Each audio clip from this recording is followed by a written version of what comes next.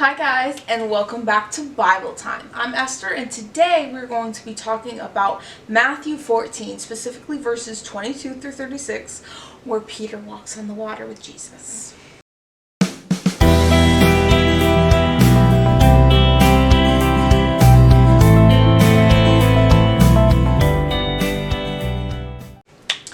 So for those of you who haven't heard this story, I'm just going to go over it really quick. Even those of you who have heard this story, and I'm sure a lot of you have, I'm just going to go over it really quick. I have it up here so I don't get any of it wrong. But basically, in this story, Jesus sent out his disciples on the boat after he'd been preaching for like a long day, after the feeding of the 5,000.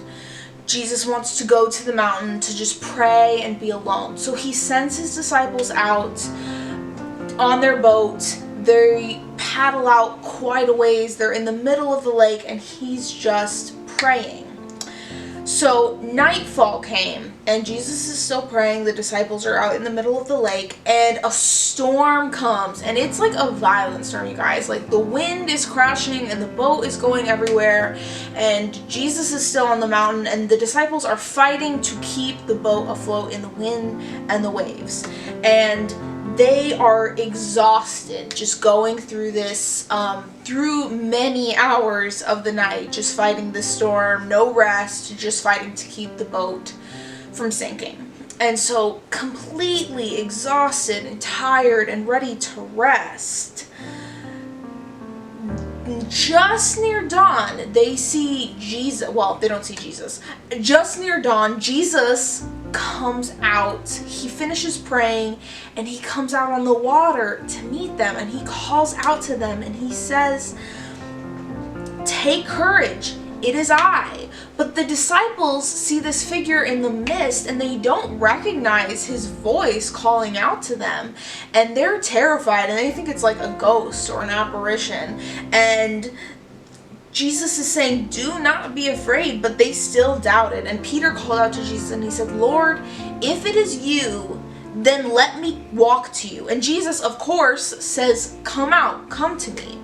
And so Peter focuses on Jesus, focuses on this figure in the distance, and he steps out of the boat.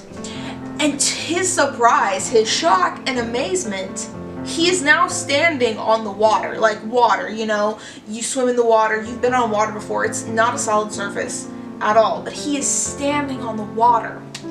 And so as he's standing there, the wind and the waves, he's walking towards Jesus, but every step he takes, all he can hear is the wind and the water and the waves and the crashing and the people on the boat, and he loses sight of Jesus.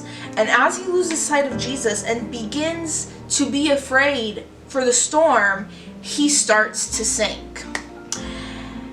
And as he starts to sink, he cries out, "Lord, save me." And immediately Jesus reaches out to save him, of course. And he asks, "You of little faith, why did you doubt? Why did you doubt me?" And as Jesus stepped on the boat, the storm stopped, and immediately everyone proclaimed that he was truly the Son of God.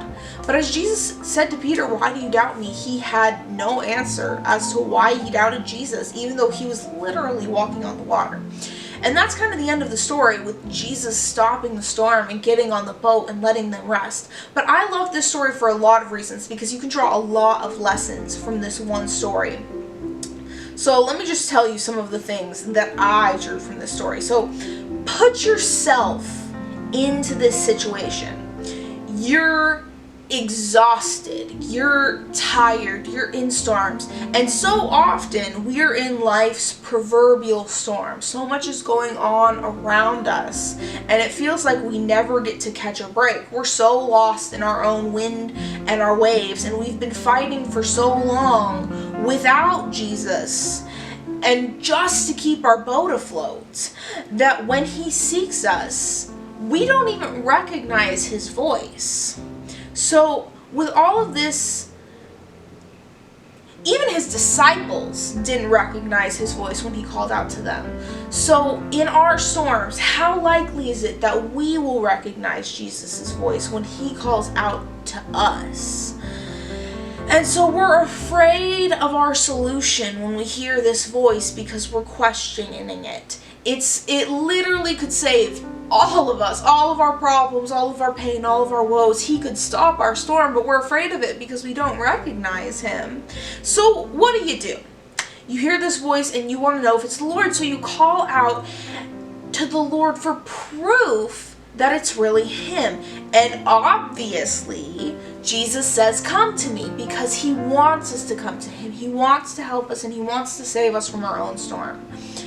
So we focus on him and we focus on this voice and we step out onto the waves. And you know what? When we're out on those waves, when we're out of our boat, when we're in the storm, out of our comfort zone, stepping out into the storm for Jesus is really hard. But once you've taken that step out of the boat, it's really easy to believe that you're walking through the storm on your own.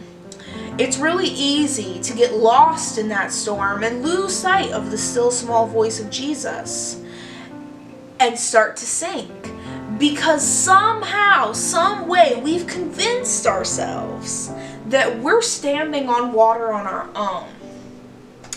And so when we look away, we shift our focus to the storm and we start to sink. The moment we turn our eyes from Jesus, we start to sink. The moment that we lose faith in Jesus to keep us above the wind and the waves, we start to sink. But the moment we lose faith, Jesus will say, oh, you of little faith, why did you doubt me? Because you were there, you were out of the boat, you were standing on the water. Or worse, you never had the faith to get out of the boat in the first place. Like, you never had the faith to recognize that voice and to even get out of your comfort zone to make it through the storm. You never had the faith in Jesus to keep you above the waves. So next time you're in one of life's storms, and trust me, it'll happen. You might be in a storm right now, or you might be in the calm right now. You're going to have to recognize Jesus' voice. So learn at all moments to hear his voice. Learn in the calm, learn in the storm, learn wherever you're at, because when that storm comes and you can't see him, but he calls out to you, I want to be the type of person who steps out of the boat. I want to be the type of person who gets out of my comfort zone into the wind and the waves and goes to Jesus, because I know that he can calm that storm. And I hope you want to be the person who steps out of the boat too. Keep your eyes on Jesus, because when we step out in faith, Jesus can do anything. Bring him back to your boat. Go and find him. He's there. He's waiting. He's called out to you. He'll save you.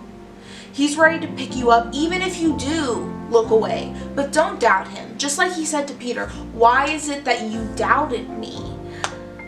Don't doubt him. Just walk to him and take him back to the boat, because he will calm the storm for you.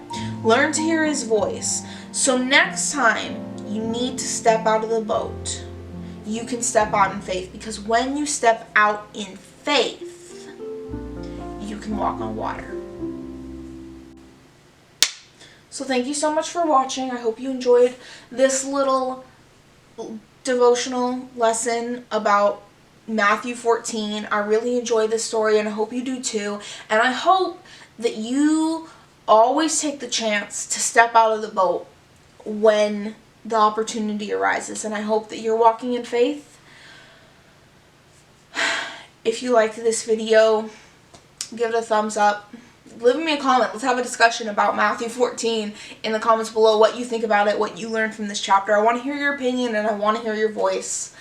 And subscribe for more content like this. And I love you so much, and so does Jesus.